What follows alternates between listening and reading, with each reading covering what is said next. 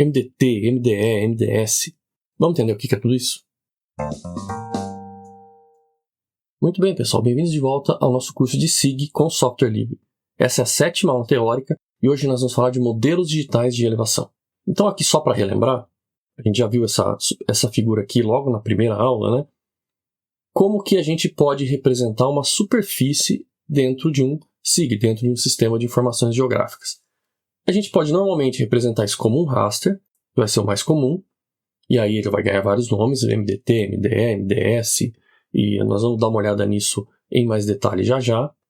A gente também pode representar como um vetor, que é o caso do TIM ou da malha, e normalmente, quando a gente está falando de raster, principalmente, a gente está falando em coisas 2.5D. Lembra que a gente falou que isso é uma coisa meio entre nós, assim, que não é muito formal chamar uma superfície, que é o que está aqui no meio, né, com uma superfície de 2.5D de verdade, porque existe aquela questão da dimensão fractal, mas a gente está usando esse termo porque ela fica entre aquilo que é 2D, os polígonos que a gente normalmente vai ter, os nossos rasters tradicionais, e aquilo que é um 3D de verdade, que é a face ou o volume feito com voxels. Então a gente fala esse 2D e meio, mas tem muito formalismo em cima disso, tudo bem?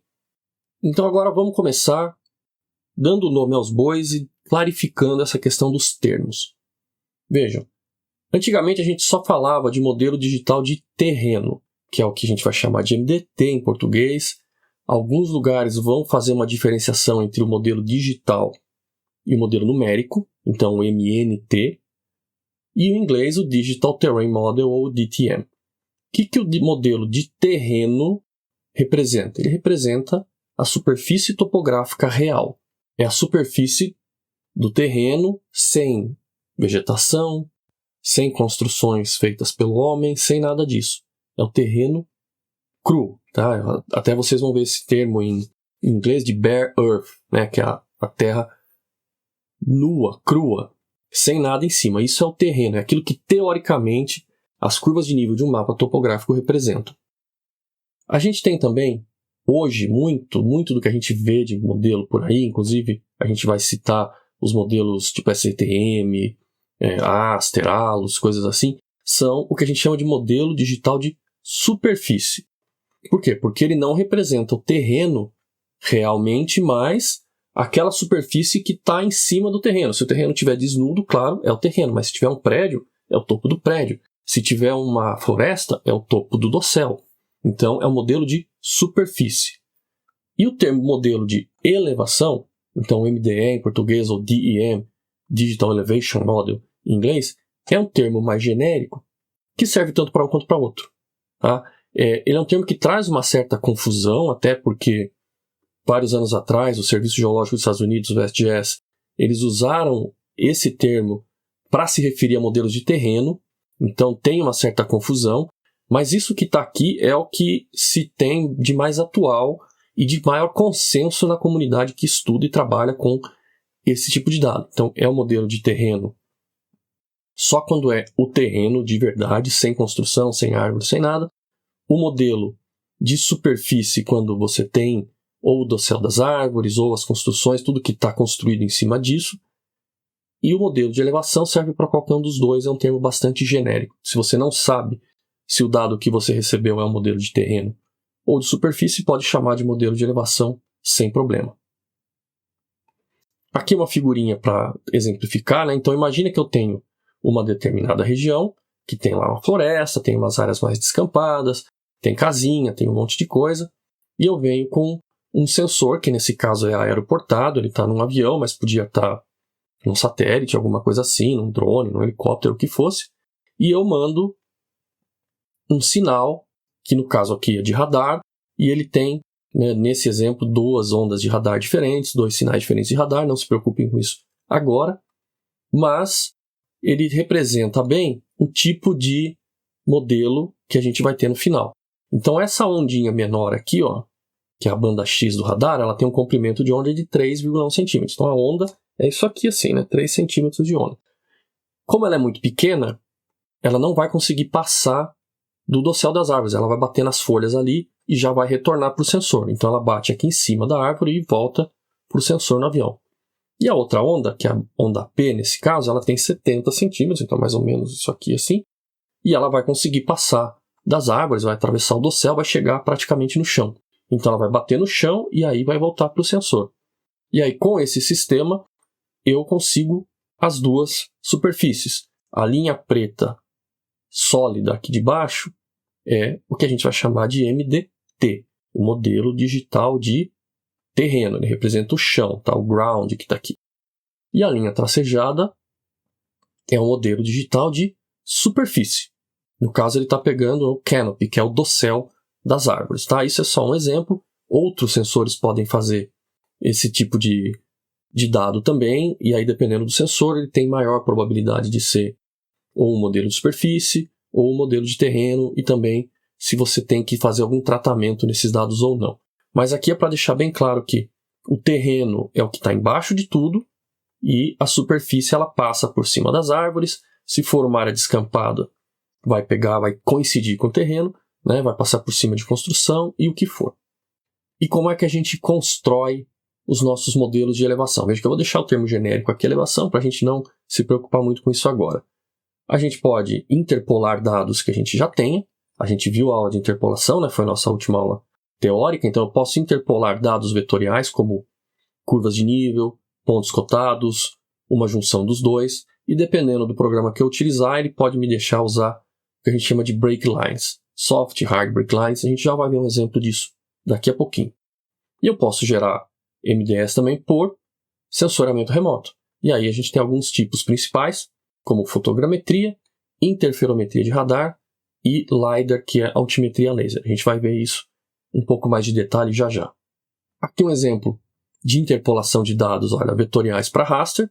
Então eu tenho as minhas curvas de nível, a gente interpola esses valores e vocês lembram da nossa aula de interpolação, né? Então eu tenho ali os vetores com a representação discreta das curvas de nível, aqui usando as cores da altitude, da elevação para ficar mais fácil de ver. Depois da interpolação, o resultado disso é um raster, uma superfície contínua, representação discreta, representação contínua. O resultado da interpolação vai ser um raster, que nesse caso, por ter sido interpolado com os valores de altitude e de elevação, vai ser o nosso MDE.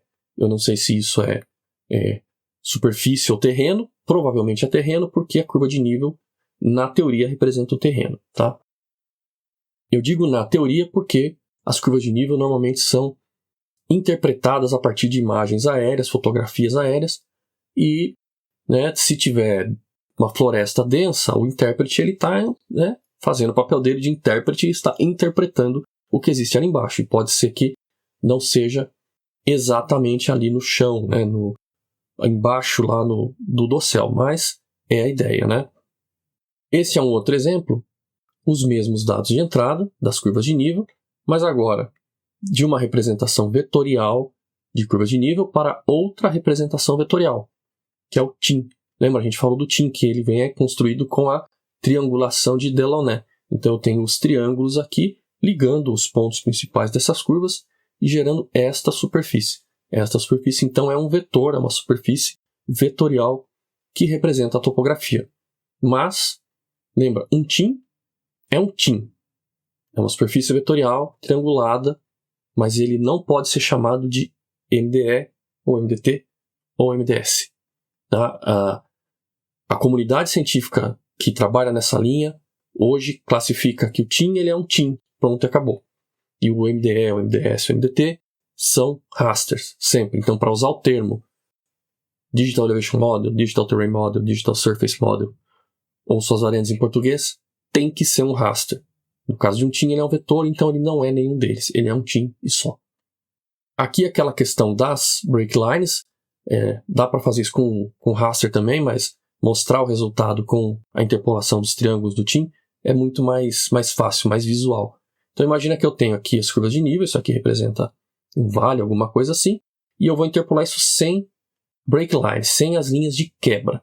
E aí a interpolação vai ligar os pontos, fazer os triângulos, mas esse vale aqui onde eu estou passando o mouse vai ficar com fundo chato. Ele não vai ser um vale afundado, ele vai ser um vale de fundo chato, porque o triângulo passou direto ali, né, com as curvas de nível de mesmo valor aqui. Eu posso ter também uma break line, que é por exemplo, a linha da drenagem, e aí o meu programa vai entender que isso é uma linha onde ele tem que quebrar os triângulos, e aí eu tenho um desenho que acompanha muito mais a drenagem. Mas essa aqui é o que a gente chama de soft break line, então ele só quebra o triângulo aqui e não faz muito mais do que isso. Se eu tiver uma hard break line, aí sim, além da linha da drenagem, essa linha ela tem valores de elevação diferentes para os seus vértices. Cada vértice dela tem um valor de elevação, então ela não é uma linha horizontal no espaço, ela é uma linha tridimensional. E aí sim, você, quando faz a quebra, ele além de quebrar o triângulo, ele quebra usando o valor da elevação. E aí fica muito mais parecido com o real, muito melhor para, por exemplo, trabalhar com modelagem hidrológica. Tá? Mas não é todo programa que trabalha com isso. Essa figura aqui também a gente já comentou, né? De novo a questão da representação discreta e contínua dos dados. Mas agora eu quero trazer a atenção de vocês para dois outros termos. Um é o pixel é área e o outro pixel é ponto. O que isso significa? São duas maneiras de armazenar os dados na forma de uma grade, né, de um grid regular, ou seja, um raster, de um modelo. Isso aqui também serve para outros tipos de dado raster, na verdade para qualquer tipo de dado raster. E o que representa cada pixel? Se eu uso um modelo chamado pixel é área, eu assumo que aquele pixel, aquele quadradinho que a gente conhece, representa um valor que vale para toda a área do pixel, que é o que está nessa figura aqui. Então, cada pixel é como se ele fosse um prisminha, né, retangular, e ele representa o valor da área do pixel. Então, se eu tenho uma superfície topográfica, aquele pixel pode representar, por exemplo, a média, o valor da média da elevação dentro daquela área do pixel. Se é um pixel de, 100 por 100 metros, e então o valor que eu dou para aquele pixel é a média dos valores de elevação em toda aquela área de 100 por 100 metros. Tá? Isso também vale para a imagem de satélite, por exemplo, onde o valor que está ali no pixel é a média da medida de radiância que o sensor lá no satélite recebeu e colocou para aquela área. Ou eu posso tratar ele como o meu pixel sendo um ponto. E aí, qual que é a grande diferença? A diferença é que na hora de fazer a amostragem, na hora de selecionar qual valor vai para o raster, enquanto que no pixel, sendo área, eu pego, por exemplo, a média dos valores, no pixel sendo ponto, eu posso pegar o valor de elevação, vamos imaginar a mesma superfície topográfica, naquele ponto. Então, ao invés de fazer uma média de uma região, eu pego um valor. Tá? Ou uma coisa que representa uma área muito menor. Uma área, sei lá, em vez de 100 por 100, uma área de 1 metro por 1 metro quadrado. E isso pode levar a uma representação bastante diferente da superfície. E a gente tem que ter isso na cabeça, porque dependendo de como esse dado foi gerado e como ele está sendo representado, ele pode dar uma resposta para a gente ou outra.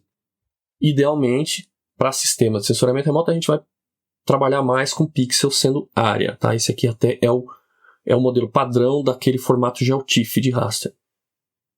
Tá? Aqui é para vocês verem como isso fica bem discriminado. Então, o modelo Pixel is Area, que é o padrão do GeoTIFF, é esse aqui. Então, cada pixel representa uma área, que está aqui coloridinha, e o valor, né, o ponto de origem do pixel é colocado no canto esquerdo superior dele. Então, esse ponto aqui em cinza representa toda essa área em cinza. Esse ponto em azul representa toda essa área em azul, e assim por diante. Tá? E aqui estão as coordenadas no espaço raster, né? No espaço da imagem. Então, coordenadas das linhas e colunas da imagem. No outro modelo, que pixel é ponto, então o pixel representa o valor daquele ponto e não mais da área. Ele representa só esse valorzinho aqui. Se ele é o valor exatamente do ponto ou de uma areazinha menor, depende de como isso foi criado, mas ele já não representa mais uma área toda. E se a gente for colocar os dois juntos, né, um raster onde o pixel é área junto de um raster onde o pixel é ponto, a gente vai acabar que o raster aqui, pixel é ponto, ele vai ter o pixel desenhado em volta do ponto dele. Então, enquanto que aqui o canto esquerdo superior da imagem, agora falando da imagem do raster, está em 0, 0 da coordenada, nesse caso aqui ele estaria em menos meio, porque eu tenho que deslocar meio pixel para encaixar as coisas. Então, isso leva a gente, às vezes, até um problema. Eu já vi isso acontecer. Um dado que veio como o pixel é ponto, foi tratado por um programa porque não tinha metadados para dizer o que ele era, o programa interpretou como pixel a área. Então ele deslocou tudo de meio pixel. E aí, se seu pixel vale, sei lá, meio metro, isso pode não ser um problema, mas se seu pixel vale 1 quilômetro, isso pode ser um problema. Então tem que estar bem esperto para ver o que isso aqui é, como cada um dos dados é que você recebe e como é que você tem que trabalhar com eles, tá? Esse outro aqui é só para mostrar como isso acontece na vida real. Então aqui a gente tem na parte de trás, em cinza, o modelo de elevação SRTM, que vocês já devem ter ouvido falar e a gente vai falar até com mais detalhe já já, que é um raster que tem a estrutura do tipo pixel é ponto, então essa estrutura aqui, e em cima o NED. NED é o National Elevation Dataset dos Estados Unidos, que ele é também um raster de elevação, construído com várias outras maneiras, eles juntam um monte de dados de alta resolução que eles têm, mas ele segue o modelo do pixel é área. Então aí quando junta os dois, né, o NED fica com o cantinho superior esquerdo da imagem dele na coordenada 0, 0 do espaço do raster, né, do espaço das coordenadas dos pixels, e o SRTM vai ter o cantinho dele lá no menos meio. Ele tem que deslocar esse meio pixel. E uma vez que os nossos dados de elevação ou de altitude estão no formato raster, estão no formato de uma grade regular, como a gente já falou na aula de raster, é muito fácil fazer contas em cima disso. É muito fácil calcular a distância de um raster de um pixel para o outro. É muito fácil calcular a variação de elevação de um pixel para o outro. E aí a gente começa a pensar, por exemplo, em calcular valores derivados da nossa superfície topográfica, valores derivados da elevação. Não se assustem com o uso do termo derivada aqui, não precisa saber cálculo nem nada para entender o que a gente vai falar agora, tá? O que a gente tem é, por exemplo, essa área aqui.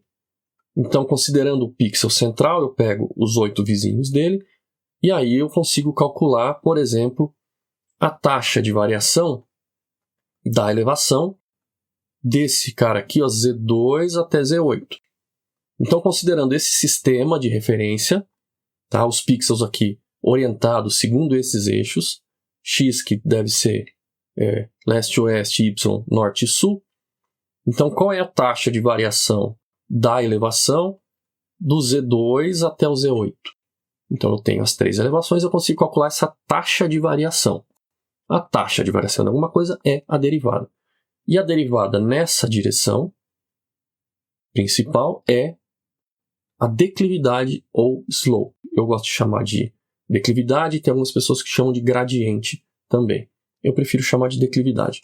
Então ela mostra para a gente como a elevação varia nesta direção. Da mesma forma, eu posso ver como a elevação varia nesta outra direção, que é a outra derivada. A primeira derivada agora na horizontal, a outra era na vertical, essa é na horizontal. E a gente vai chamar isso de aspecto, aspect em inglês, ou orientação de vertentes, que, como o nome diz, mostra para a gente para onde essa vertente, ou aquele ponto ali dentro da vertente, está, digamos, olhando. Para onde ele está virado. É para norte, é para sul, é para leste. Essa é a orientação da vertente. Então, aspecto é a primeira derivada horizontal, declividade é a primeira derivada vertical. Aqui só para reforçar, a declividade então vai de 0, que é horizontal, até 90, que é vertical. Isso se ela estiver expressa em graus. Também pode ser um valor em porcentagem, aí você vai ter 0, claro, por cento aqui na horizontal, 45 graus é 100%, e aí aumenta até 90 graus. Tá? E eu também posso calcular o que a gente chama de segunda derivada, que vai ser a taxa de variação da primeira derivada. Então, a taxa de variação da declividade, como que a declividade varia? Isso vai dar o que a gente chama de curvatura de perfil. Da mesma maneira, a taxa de variação do aspecto vai dar a curvatura tangencial ou horizontal. E as curvaturas vão mostrar para a gente o quê? Se a superfície ela varia de uma maneira, ela tem uma forma côncava ou convexa. Isso tanto no perfil, que é a direção de maior declividade, que é a direção do slope, ou quanto em planta, né? Então, isso tanto a gente olhando o perfil quanto em planta. Dá uma olhada aqui. Então, olha, tenho aqui as curvaturas, aqui a curvatura de perfil e aqui a curvatura horizontal ou tangencial. Então, se as duas são convexas, olha só, eu tenho uma superfície que ela é convexa olhando de perfil e também olhando de cima. Tá? E aqui você tem todas as combinações disso daí. Tá? Seja ela reta, seja ela côncava ou convexa, nas 3 situações, dando aí 9 situações para a gente. Aqui eu vou colocar a mesma coisa, só que numa outra visão.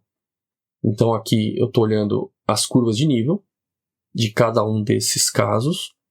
E nessa coluna a gente tem o desenho mais esquemático. Tá? Então, dependendo de como é a forma da vertente, olha, aqui ela é convexa tanto na curvatura horizontal ou tangencial, quanto na curvatura vertical ou de perfil. Então, o que acontece? Eu tenho uma ombreira divergente. Divergente de quê? Está divergindo de alguém? Não, está divergindo. O fluxo que, porventura, corre em cima dessa ombreira diverge. Olha só, se você imagina um fluxo em cima dessa superfície, e a forma da curvatura de perfil ela é convexa assim, então esse fluxo ele vem e acelera, né? Porque ela vai assim, ele acelera. Ao contrário, se ela for côncava, ele vem e desacelera. Então ele vem mais rápido e diminui, desacelera. Se a gente estiver olhando agora de cima, na curvatura horizontal, se ela for convexa, o fluxo ele espalha. Se ela for côncava, o fluxo ele converge para um ponto. Então aí você já pode até começar a pensar, olha que legal, posso começar a juntar isso daí para modelar fluxo. Se eu tiver um fluxo em cima dessa superfície, um fluxo de detrito, um fluxo de lama, um fluxo de tomba um caminhão com gasolina, esse material vai fazer o que em cima da superfície? Ele vai acelerar para baixo, ele vai convergir para um ponto, ele vai divergir, vai fazer o quê? Então isso é bem interessante da gente ir juntando e colocando na nossa cabeça como as coisas funcionam nos modelos. Agora eu vou mostrar para vocês uma série de imagens que mostram como é que fica isso visto em cima de um raster mesmo. Tá? Então aqui é o modelo de elevação. Ele tem 10 metros de pixel, processado com aquela interpolação que a gente viu na aula de interpolação, que é o RST. Lembra? A spline tensionada e regularizada do GRASS. Tá? E aí vocês veem. Então quanto mais azulzinho aqui, é mais baixo, vai ficando verdinho, até amarelinho, marronzinho nos pontos mais altos. Aqui, a declividade em graus, olha lá, degree. Então, o branquinho é 0 grau, superfície plana, horizontal, né? Plana horizontal, porque ela pode ser plana inclinada, né? Estamos falando de plano horizontal. Com declividades maiores, aonde?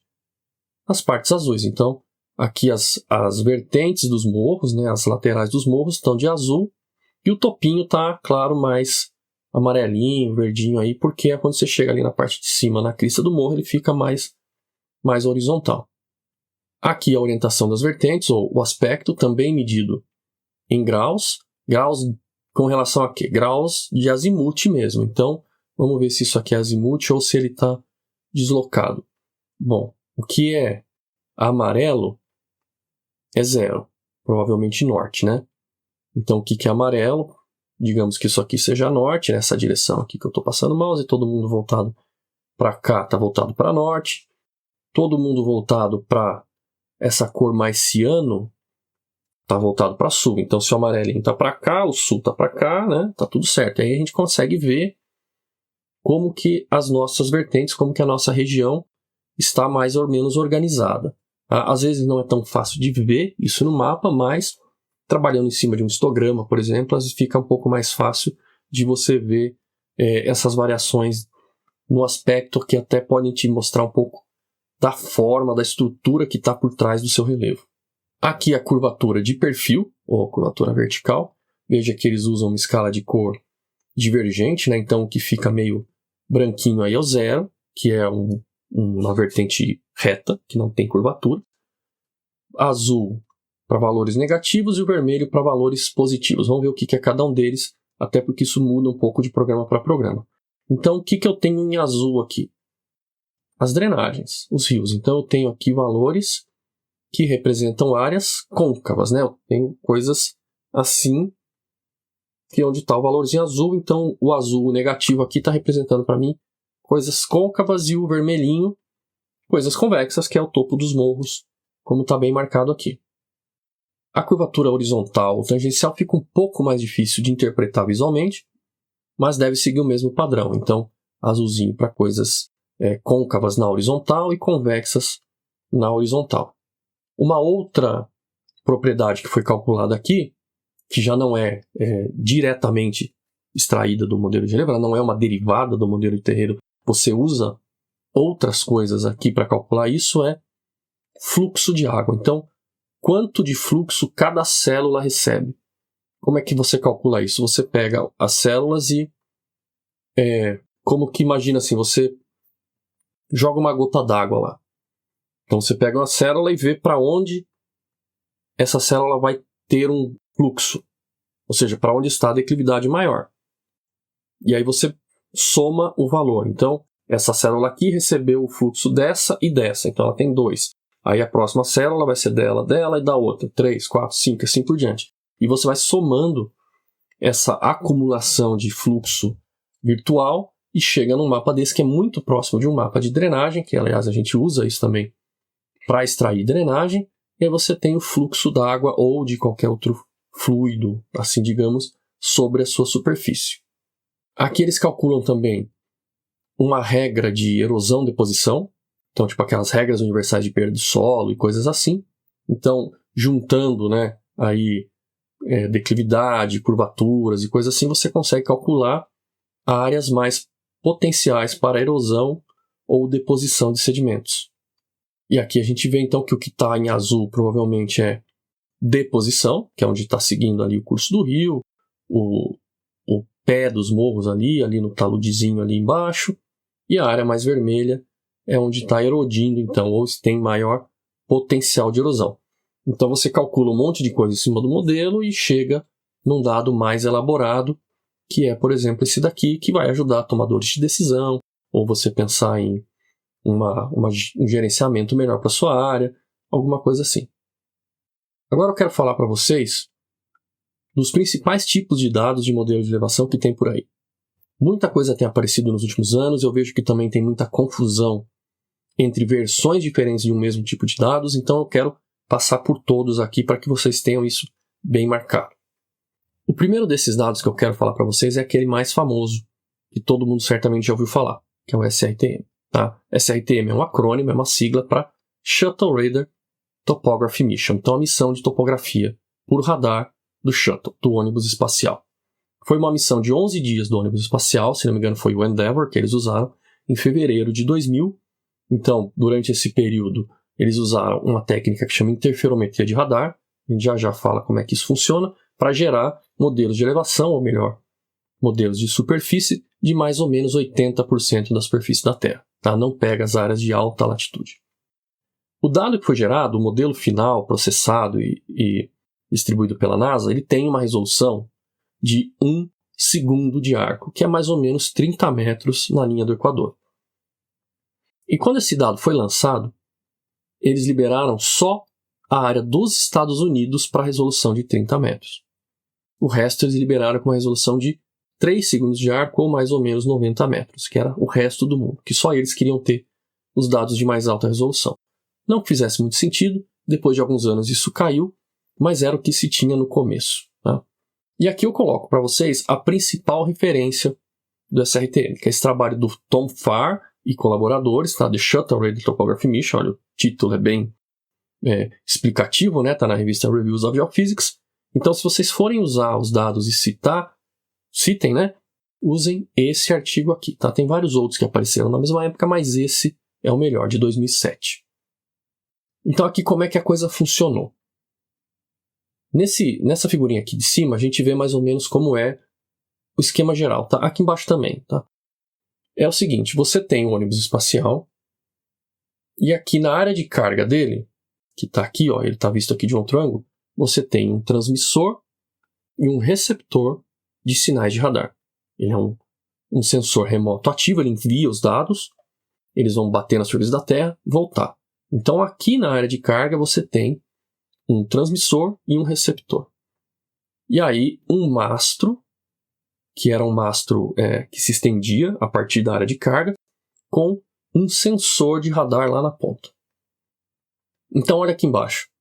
Você envia os dados a partir da área de carga, vê que o ônibus espacial está, digamos, de cabeça para baixo, né? Não que tenha cabeça para baixo, cabeça para cima no espaço, mas ele está virado com a área de carga para a Terra, envia o sinal que está em verde aqui, esse sinal bate na Terra, volta para o receptor que está do lado dele na área de carga e para o receptor que está na ponta desse mastro retrátil, que tinha 60 metros de comprimento. Agora, sabendo exatamente a distância entre os receptores e calculando a diferença de fase da onda que chegava entre um e outro, mesmo sendo uma distância que a gente pode considerar como não muito longa, né, 60 metros, dá para ter a posição do ponto que foi imaginado, onde aquele sinal bateu.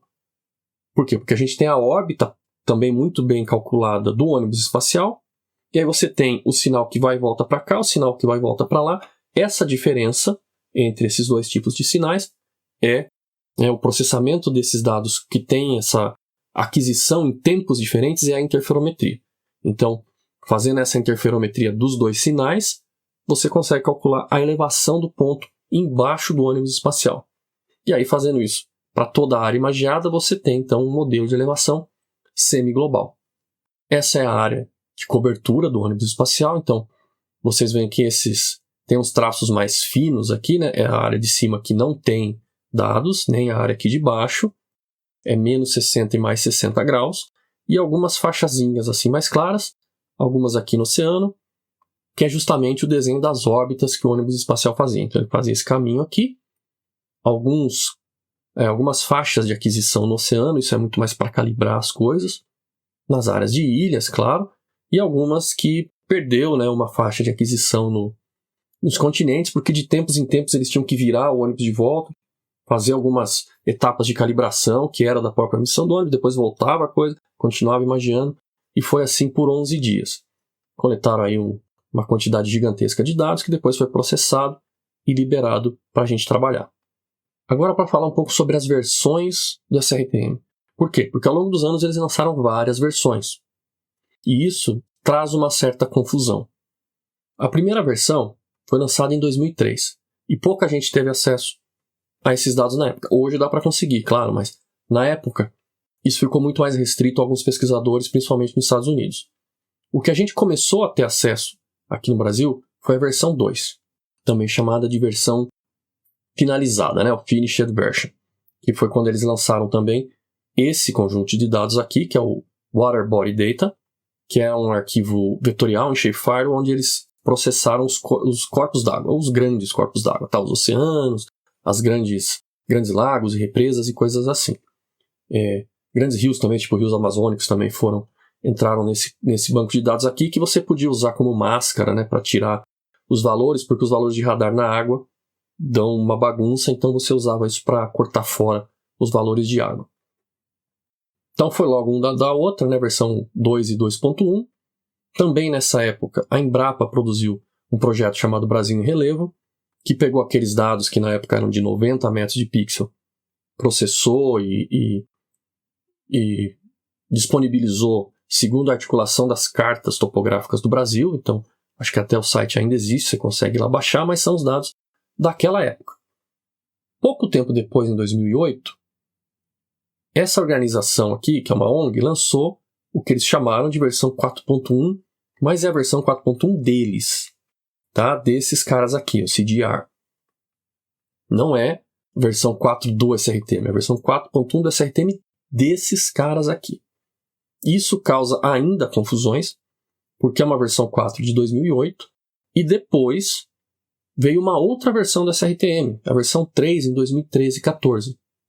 No meio do caminho ainda foi liberada a versão de 30 metros do DLR, que é o Centro Espacial Alemão, que junto ali do sensor de radar tinha o sensor de radar americano, conjunto ali com a Itália, que fez na banda C do radar, e os alemães também fizeram um na banda X ao mesmo tempo, só que ele tem uma faixa menor de cobertura.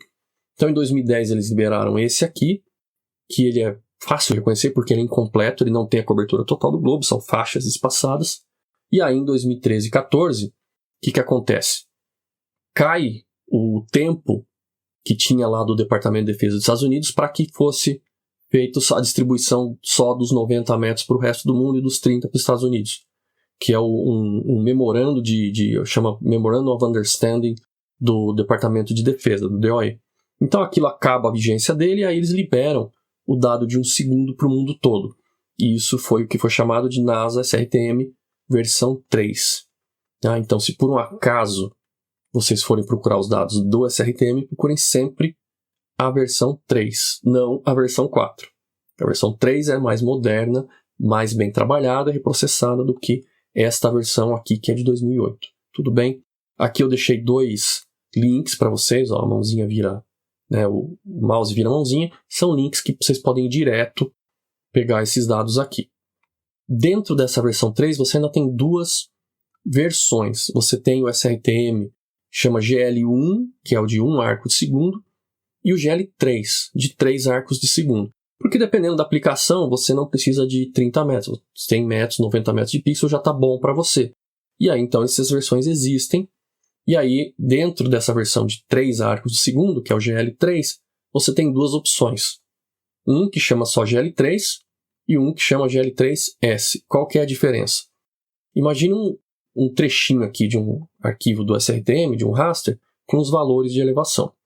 Então, cada célula tem um arco de segundo, ou mais ou menos 30 metros, e aí é feita uma reamostragem. Então, esse SRTM GL3, o que ele é? Ele é a média de uma janela 3x3. Olha só, se eu tenho essa janela 3x3 aqui, somo todo mundo, faço a média, vai dar o quê?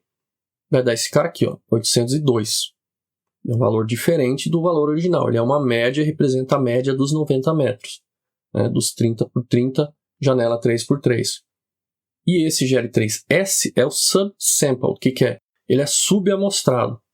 Então é feita uma janela 3x3 também, para dar os 90 metros, mas aí você pega o valor do pixel central. Então você mantém um valor dos dados originais. Esse aqui eu acho bem interessante também. Mas isso, é claro, depende do que você precisa. Mas saibam que eles existem e que essa é a diferença deles. Aqui só para fazer um rápido parênteses, não está isso escrito em nenhum slide, mas uma coisa que eu vejo muitas pessoas escrevendo errado em artigos e teses e coisas assim, é que a pessoa diz que construiu o MDE a partir dos dados SRTM. E isso é um erro, porque muito dificilmente a pessoa vai ter feito isso. Pensa quantas pessoas que foram lá, pegaram as imagens de radar, processaram as imagens, fizeram a interferometria e construíram o MDE. Quem fez isso foi os caras da NASA. Tá? Não é a gente. A gente usa os dados SRTM. A gente não constrói o SRTM. A gente não gera um modelo SRTM. A gente usa os dados SRTM. E eu também prefiro essa construção. Os dados SRTM. Tá? Ou os modelos SRTM, os MDEs SRTM. Tá? Não me refiro muito aos dados como a missão SRTM, alguma coisa assim, apesar de que até dá. Mas lembra que a gente nunca faz o SRTM, a gente usa os dados, porque eles já vêm prontos. Quem fez eles para ele foi o pessoal da NASA. Uma coisa importante de lembrar é que o SRTM ele é um modelo de superfície. Tá? Eles fizeram ele principalmente com a banda C do radar, então ela até penetra um pouquinho do céu, tem alguns trabalhos que mostram quanto isso acontece, isso varia de lugar para lugar do mundo, do tipo de vegetação, mas, no geral, a gente entende ele, vê ele como um modelo de superfície, que mostra mais ou menos o do céu, das árvores e, claro, as construções onde tiver. Então, lembra disso. Ele não é, na verdade, nenhum desses que a gente vai falar aqui são modelos de terreno, são todos modelos de superfície. Esse aqui é um outro dado que é interessante, principalmente para quem trabalha com o oceano. Ele é um dado bastante trabalhado, processado. que ele tem uma resolução de 15 segundos. Até poucos anos atrás ele chamava SRTM 30 Plus, que era 30 segundos, agora eles conseguiram chegar nos 15 segundos, que é mais ou menos 500 metros de pixel, e ele tem o mundo inteiro, incluindo as altas latitudes e incluindo os fundos oceânicos. Então eles juntam dados de várias fontes. O SRTM na parte continental de mais ou menos 60 graus, né, que é onde o SRTM existe. Para cima disso eles usam outras fontes, e para o fundo oceânico é uma modelagem geofísica de dados de satélite. Então vocês conseguem nesse link aqui, bem legal para quem vai ter que trabalhar com fundo oceânico. E ainda falando em interferometria de radar, a gente tem que falar do Tandem-X. Tandem-X é um projeto super legal do DLR, o Centro Espacial Alemão, que na verdade, né, é o Tandem-X, é isso aqui, ó. É o TerraSAR-X Add-on for Digital Elevation Measurement. O que é isso? TerraSAR-X é um satélite de radar na banda X. E aí eles colocaram 2 satélites com sensores idênticos voando em formação, ou seja, voando em tandem, né? Voando juntinhos é onde vem essa palavra tandem.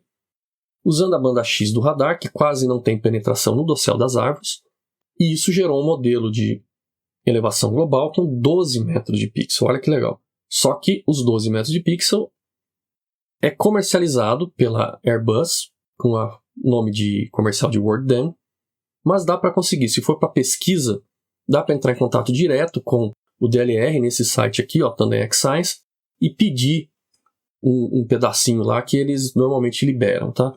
Eles liberaram há pouco tempo um MDS com 90 metros, baseado no Tandem-X, que também é gratuito, e vocês conseguem ele neste link aqui. Ele é muito legal, muito detalhado, muito preciso, feito de uma maneira muito mais interessante. Eles usaram todo o conhecimento adquirido, viram os problemas que deu com a SRTM e mudaram muito isso, né? Então, além dos 2 satélites voando junto, eles fizeram reajuste de órbita. Então, eles tinham uma órbita assim, depois voltaram para uma órbita do outro lado para iluminar as coisas com radar de todos os ângulos e não ter problema de sombra.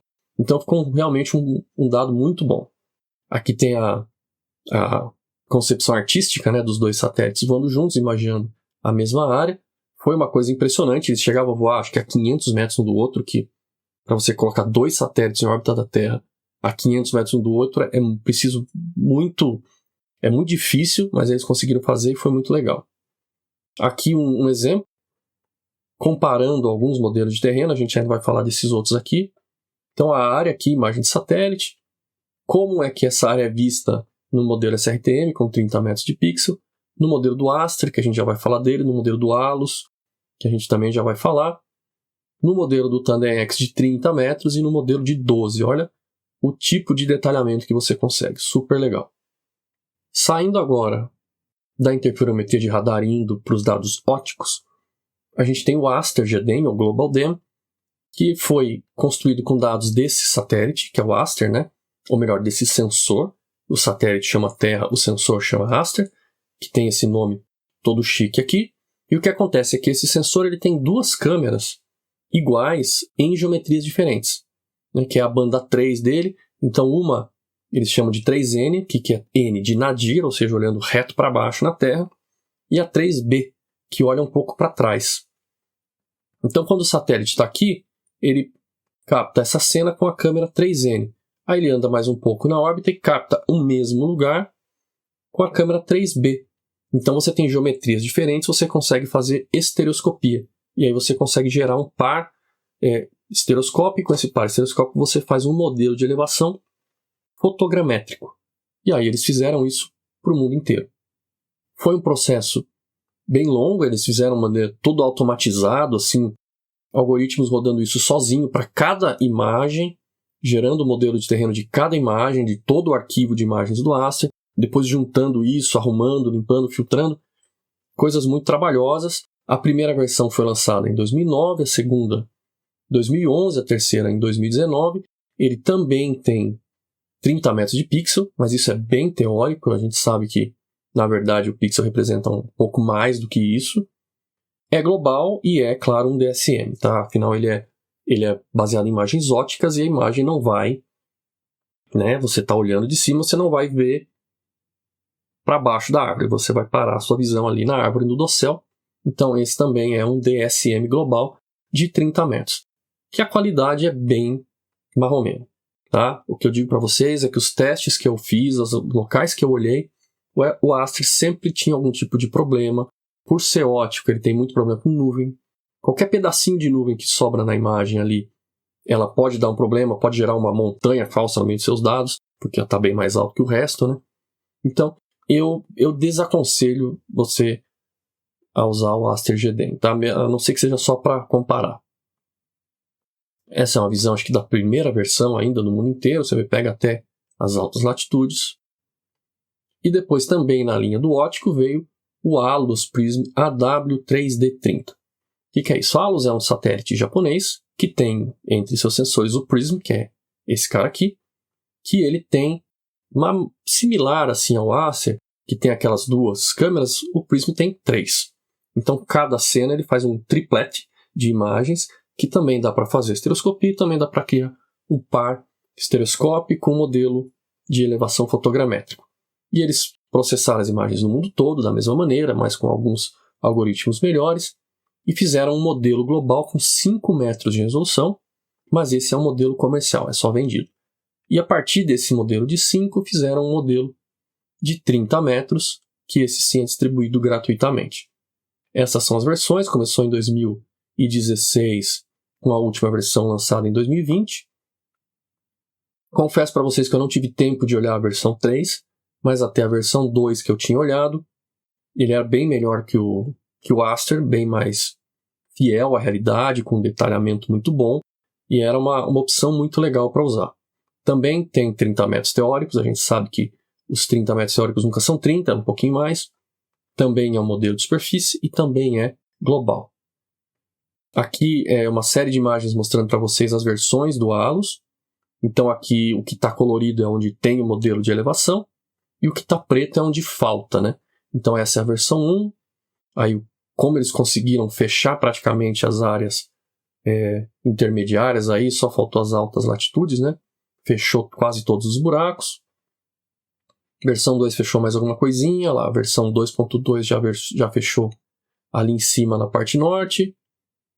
Mais um pouco de principalmente as ilhas e coisas assim. Então é onde a gente está com o ALUS.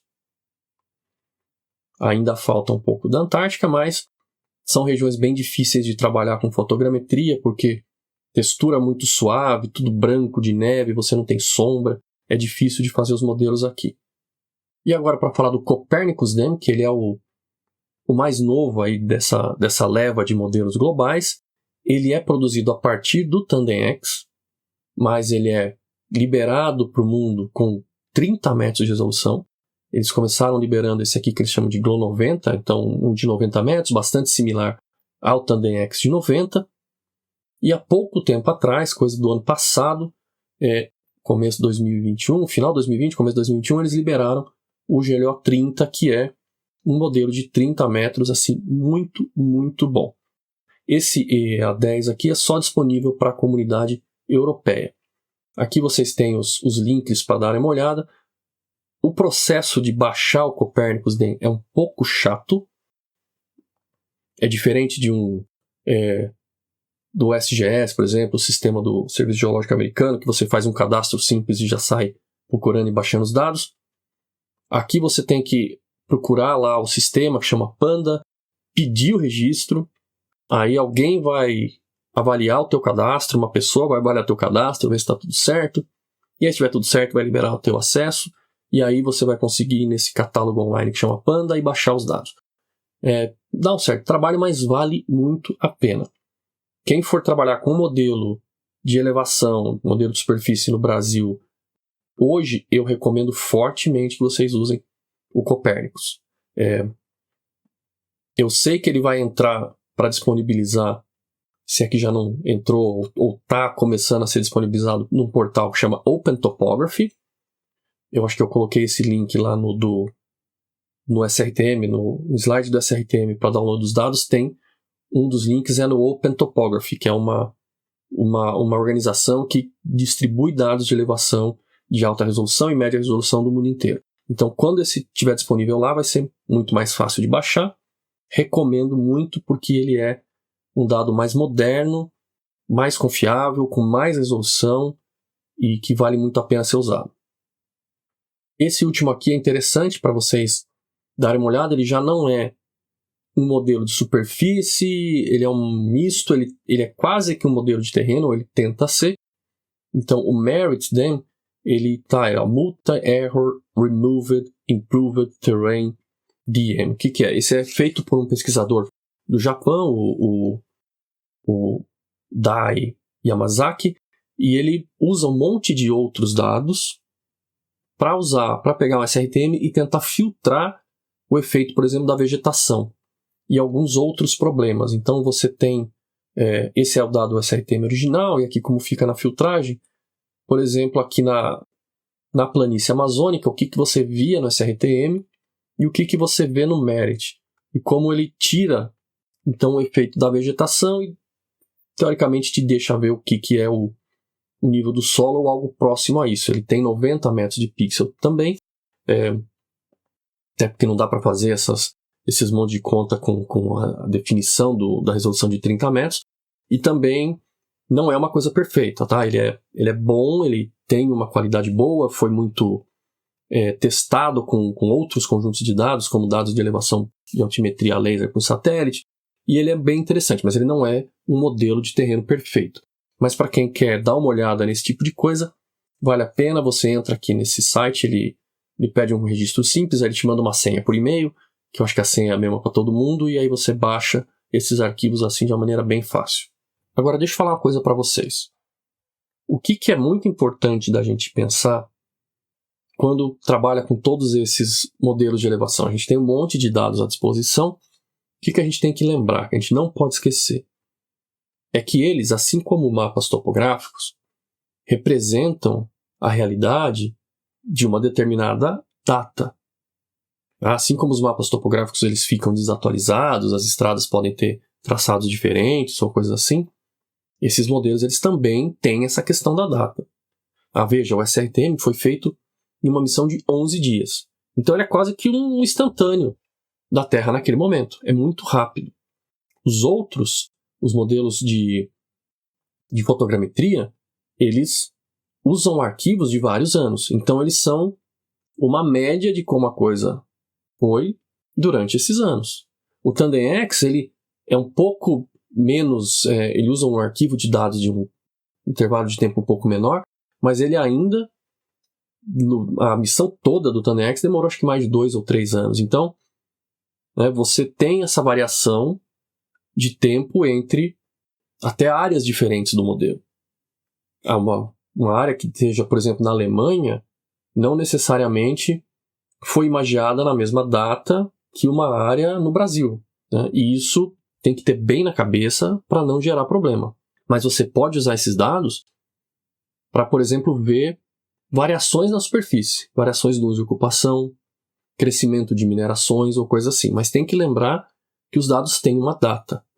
Então, se você vai ver variações na superfície, se você vai ver impacto, por exemplo, de mineração ou de alguma grande obra de estrutura, de infraestrutura, de barragem, alguma coisa assim, e essa obra é moderna, essa obra é, sei lá, depois de 2010, alguma coisa assim, não faz nem sentido você olhar para o SRTM, a não ser que você queira ver como era a situação antes. Porque essa barragem não vai estar no SRTM. Ela pode estar no TandemX, no Copernicus, no WorldDEM, mas não vai estar no SRTM, que é mais antigo. Tá? Então tem que lembrar que os dados têm data e que dependendo do que você quer mostrar, você às vezes não tem nem como fugir de um ou de outro. Se você quer ver coisas mais antigas, o SRTM está lá.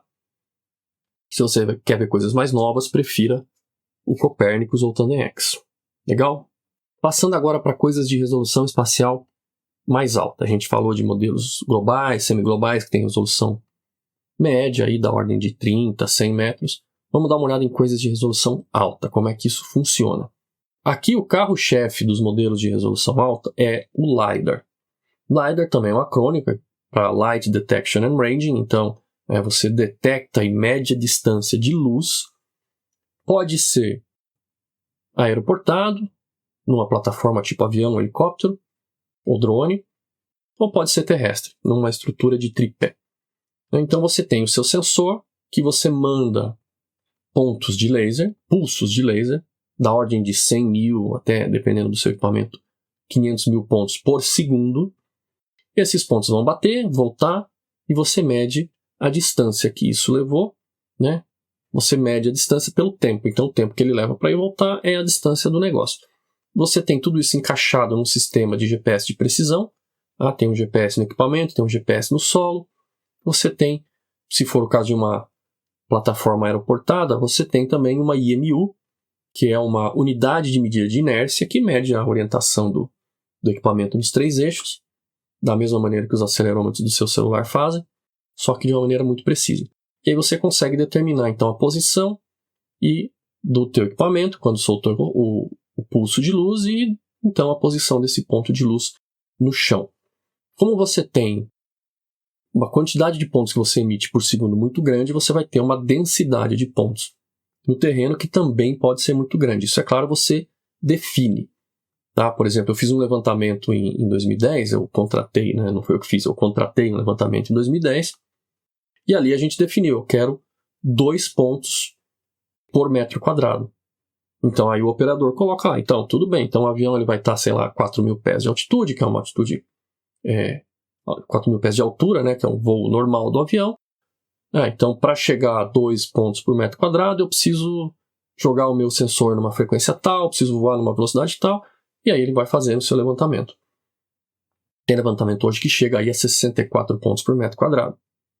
Ou seja, você tem um detalhamento da superfície ridículo. E você também tem essa história aqui, de múltiplos retornos. O que é isso? Imagina que você mandou um pulso de laser, que é esse pulso aqui, esse polígono vermelho. Ele é um pulso. Pensa, o pulso de laser ele não é uma bolinha pequenininha que está lá desde o avião até o chão. Por melhor que seja a ótica, o feixe de luz ele diverge um pouquinho. Se você já brincou com um desses apontador de laser de dar aula, você já deve ter visto que se você colocar numa parede perto de você, fica uma bolinha pequenininha. Se você colocar a 10 metros de distância, a bolinha fica maior. Se você conseguir colocar lá longe, a bolinha vai ficar maior ainda. Ele tem uma divergência, ele dá uma difratada ali um pouquinho. E é claro, com o sensor que está no avião, ele tem uma ótica melhor, mas isso também acontece. Então, um pulso de laser que sai lá do avião pequenininho, e ele está a 4.000 pés do chão, esse pulso chega aqui no chão mais ou menos com uma bola de uns 30 centímetros, assim. Real. E aí o que acontece? Essa bola de laser vem descendo e ela bate em alguma coisa. Por exemplo, um galho de árvore bem no alto do dossel. Ela vem aqui, tem um galho de árvore, ela bateu aqui. Esse que bateu volta para o sensor. Aquele resto da bolona de laser continua descendo. E aí ele pode bater em outro lugar, voltar mais um pedaço, descer, até talvez chegar no chão. Então eu posso ter para uma emissão do laser vários retornos. Normalmente o primeiro retorno é a parte mais de cima, mais do alto do dossel, o telhado da casa, uma coisa assim. E o último retorno vai estar mais perto do chão. E aí, usando esses múltiplos retornos, eu consigo filtrar, por exemplo, a vegetação. Eu consigo, se eu assumir que meu último retorno é sempre o chão, então eu filtro todo o resto e aí eu vou tirar a vegetação, vou tirar a casa, vou tirar o que for. Né? Tirar a casa é um pouco mais complicado, porque se você está no teto, o primeiro retorno, só vai ter um retorno do teto, mas você aí consegue ter alguns filtros que te ajudam, porque você vai ter a área da quebra ali do telhado para o chão, que pode ter 2 retornos, e aí você vai usando isso e vai filtrando. Muito dessa filtragem às vezes é semi-automática ou até bem manual. Também tem alguns sistemas que trabalham com a onda, a forma da onda, né, uma onda criada aí com a quantidade de energia que chega de volta no sensor. Então manda um pulso e recebe de volta essa onda aqui, esse tanto de energia. E aí você também consegue usar essa onda para filtrar. Pega o primeiro pico, o último pico, uma coisa assim, e vai filtrando a superfície. Aqui uns exemplos para vocês. Então esse é o Monte Santa Helena, que é aquele que em 1980 teve uma erupção muito grande nos Estados Unidos. Então, né, ele era uma montanha bonitinha, assim, certinha, daí levou metade da montanha embora, que é todo esse lado aqui caiu, né, e ficou uma craterona gigante, muito maior que era antes. E aí, depois de uns bons anos, eles viram que tinha um domínio crescendo ali dentro, que é um domínio de lava, e ele é constantemente monitorado para ver se ele não está aumentando, se pode ter outra erupção. E esse aqui é um exemplo feito com LiDAR dessa época aqui em 2004. Esse é um exemplo de análise temporal, muito legal, onde eles têm dados de LiDAR, né, que geram modelos de elevação de altíssima resolução de duas épocas distintas nessa área aqui de escorregamento, e aí conseguiram fazer o mapeamento todo das feições e mapear o deslocamento entre uma época e outra. Muito legal esse trabalho aqui também. Esse aqui são dados da cidade de São Paulo. Vocês estão vendo aqui um pedaço da cidade universitária. A maneira que isso aqui está sendo mostrado é de uma nuvem de pontos no espaço. Então vocês não estão vendo o modelo de elevação ou de superfície, vocês estão vendo os pontos individuais de laser mostrados aí cada um como uma bolinha no espaço. Vocês veem que ele também tem cor. Essa cor veio de uma fotografia aérea de alta resolução que foi encaixada ali e a cor veio da fotografia aérea. São dados que estão disponíveis para a gente usar. Toda a cidade de São Paulo foi feita com uma resolução muito grande. Tem lugares que tem mais de 10 pontos por metro quadrado, principalmente nas áreas urbanas. Vocês podem baixar esses dados aqui no sistema da Prefeitura de São Paulo, que é o GeoSampa. E nesse segundo link aqui, que é para o nosso site do nosso laboratório, tem um post no nosso blog que ensina vocês a baixarem, tá? Então tem duas formas de baixar o dado, uma que é o dado mais bruto, que é sem a cor, e outra que é o dado com cor. E aí vocês podem dar uma olhada lá e trabalhar com esses dados aqui, que são bem legais também. E esse aqui é um outro exemplo também da cidade de São Paulo. Aqui vocês veem a Avenida Paulista, todos os prédios, as torres, as antenas, que também fica muito legal. Então, dá uma olhada lá no GeoSampa para usar esses mapas que são muito legais. E esse aqui é o último método que a gente vai falar, que também gera modelos de elevação de altíssima resolução, que é o do Structure from Motion Multi-View Stereo, que é o famoso SFM-MVS. O que é isso? É aquele método onde a gente tira um monte de fotografias ao redor de um objeto. Ao contrário da fotogrametria clássica, essas fotografias não têm que estar super bem orientadas, tal como a fotogrametria clássica exige. A gente pode ter fotografias de vários ângulos, de várias posições, até de câmeras diferentes. E o próprio método, os próprios algoritmos vão se encarregar de encontrar as correspondências entre as imagens e colocar elas uma no lugar da outra, e a partir dessas correspondências, então, determinar a estrutura tridimensional. Então, a estrutura, ela vem do movimento. O que é o movimento? O movimento é você ter imagens em várias posições. Como se você tivesse um sensor em movimento ao redor de um objeto, e aí você pega essas diferentes posições, né? Pensa aí num filme, você pega os frames do filme, e aí então, a partir desse movimento da imagem, você tira a estrutura. E com isso você gera uma nuvem de pontos que representam esses objetos, que a gente chama de nuvem esparsa, uma nuvem que representa eles, mas sem muito detalhe. E aí entra em cena a outra parte do método, que é o Multi-View Stereo, que vai densificar, vai aumentar a densidade de pontos a partir das imagens. Por isso que a gente sempre chama o método de SFM-MVS, não só SFM, porque SFM é uma parte, tá? O processo todo é feito em duas partes. Então aqui é um exemplo para vocês verem. Essa foi uma área que a gente voou aqui ao Rodoanel de São Paulo, que chama o bairro Itaberaba 2, se não me engano, zona norte de São Paulo.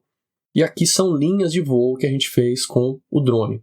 Então a gente voou com o drone, tirando fotografias nessa orientação aqui, tudo bem encaixadinho. Por quê? Porque é muito importante você ter bastante sobreposição entre as imagens para fazer uma boa reconstrução 3D. Sobreposição de quanto?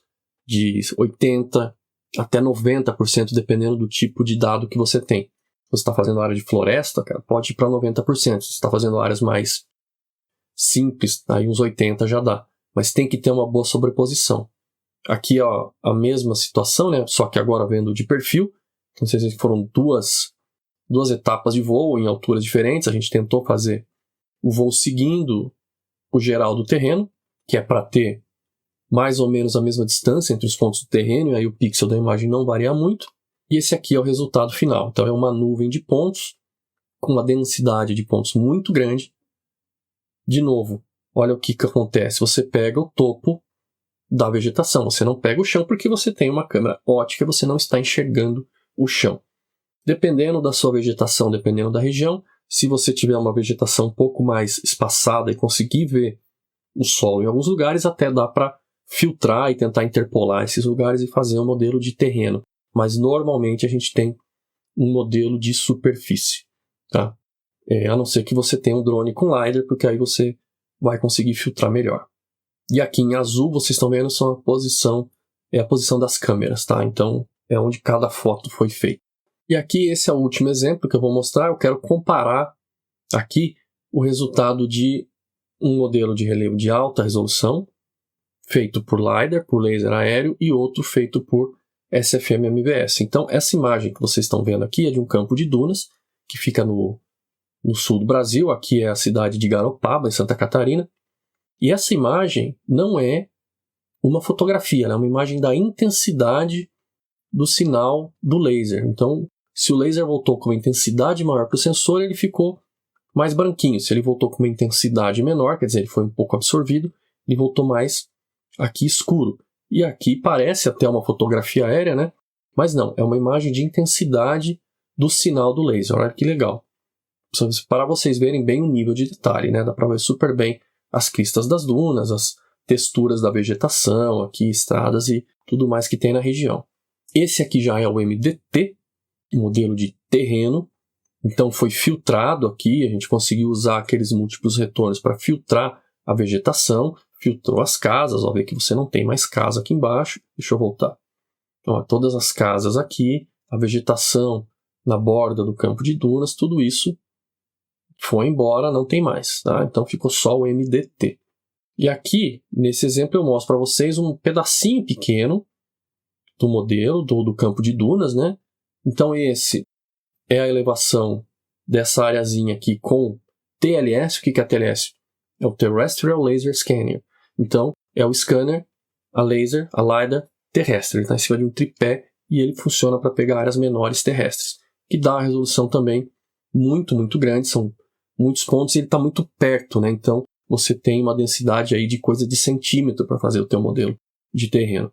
Então, aqui é um trechinho do campo de dunas e esse aqui é o mesmo lugar, só que agora o modelo feito por SFM-MVS. Então, no mesmo local, a gente tem o LiDAR, o laser, mostrando certinho aqui a posição das dunas e aqui o SFM-MVS. Então, vê que para algumas situações, eles são bastante compatíveis, eles são, um pode ser usado até no lugar do outro. Qual a grande diferença? A diferença é que um equipamento de laser terrestre vai custar aí $100 mil, um barato. Tá? Tem outros que vão ser muito mais caros que isso. Você tem todo o trabalho de ir lá, de fazer. Para fazer esse trechinho aqui, a gente precisou fazer, acho que se não me engano foram 100 ou 100 e poucas posições do scanner. Então tinha que ir lá, colocar o scanner, aí ele girava, demorava 7, 10 minutos para cada giro, que ele dá um giro de 360 graus, e aí trazia para cá, fazia de novo.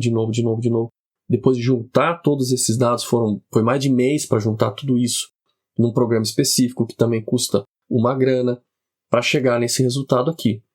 E com o drone, na verdade eu fiz o campo de dunas inteiro, muito maior do que isso aqui, em, sei lá, 2 horas voando, foram 6 voos, e depois mais algumas horas processando e pronto, você tem praticamente o mesmo resultado com uma resolução bem similar. Agora, funcionou bem porque não tem vegetação, né? Se tivesse vegetação teríamos problemas, mas para alguns casos, com o dronezinho que custa aí R$10 mil, o drone mais algumas baterias, você já consegue fazer o mesmo tipo de trabalho.